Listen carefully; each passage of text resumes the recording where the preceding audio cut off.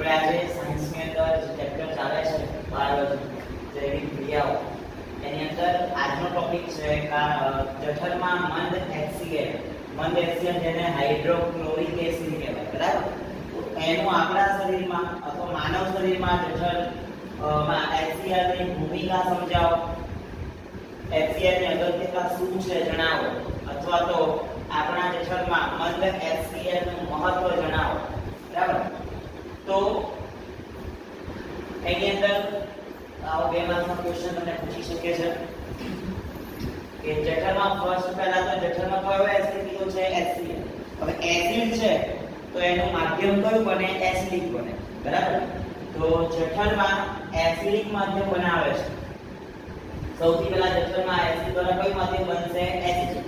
પછી શું થાય કે જે નિષ્ક્રિય પેપ્સિન છે, નિષ્ક્રિય પેપ્સિન ને કેવા પેપ્સિન કે જે નબળા પડી ગયેલા છે, એ પેપ્સિનને સક્રિય પેપ્સિનમાં પરિવર્તન એટલે એક્ટિવ તરીકે સ્ટ્રોંગ બનાવે છે. એ નિષ્ક્રિયમાંથી સક્રિય પેપ્સિનમાં ફેરવે છે. કોણ?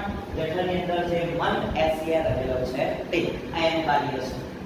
ખોરાક સાથે દાખલ થયેલા બેક્ટેરિયાનો નાશ કરે છે. આપણે જે ખોરાક ખાધો છે એની સાથે જે પણ બેક્ટેરિયા આપણા શરીરની અંદર દાખલ થઈ ચૂક્યા છે એ બેક્ટેરિયાનો HCl શું કરે છે? અંદર નાશ કરે છે જઠરની અંદર.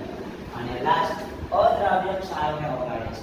અદ્રાવ્ય ક્ષાર એટલે કેવા ક્ષારો કે જે દ્રાવ્ય નથી થયા, ઓગળ્યા નથી, પાચિત નથી થયા, એવા ક્ષારોને આ જઠરમાં રહેલો મંદ HCl એ શું કરે છે? ઓગાળે છે.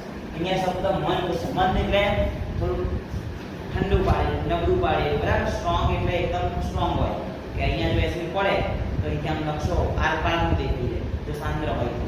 અને મંદ કરીને એટલે કે અંદર પાણી ઉમેરીને એને શું કરવામાં આવે છે? મંદ એટલે મંદન પ્રક્રિયા કહેવામાં આવે છે. કારણ કે એની સાંદ્રતામાં શું કરે? ઘટાડો કરે છે, ત્યારે મંદ બને. તો જઠરમાં મંદ HCl ની શું ભૂમિકા છે? એનું કાર્ય શું છે? તો પહેલા આપણે જોયું કે જઠરમાં કયું માધ્યમ બનાવે? એસિડિક માધ્યમ બનાવે છે.